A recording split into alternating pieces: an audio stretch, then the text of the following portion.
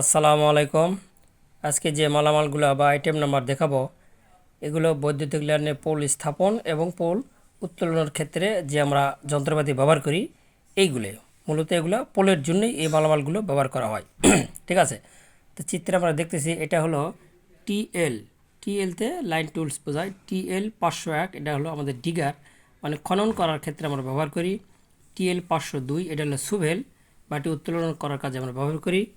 TL 503 এটা হলো spoon, 8 fit এগুলো লম্বা, এটা আমরা কাদামাটি উত্তোলনের জন্য ব্যবহার করি, এই যে হুকের মতো আছে।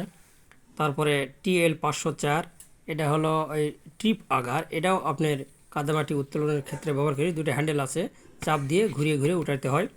টিএল 505 এটা হলো সুভেল, এটা হলো শর্ট হ্যান্ডেল, মানে হ্যান্ডেলটা ছোট্ট।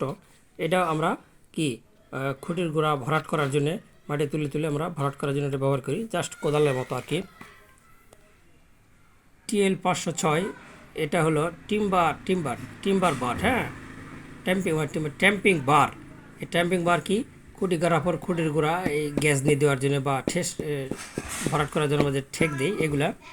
507 হলো আমাদের ক্যান্ট হুক, মানে পোল খাড়া করার জন্য এটা ব্যবহার করি আমরা।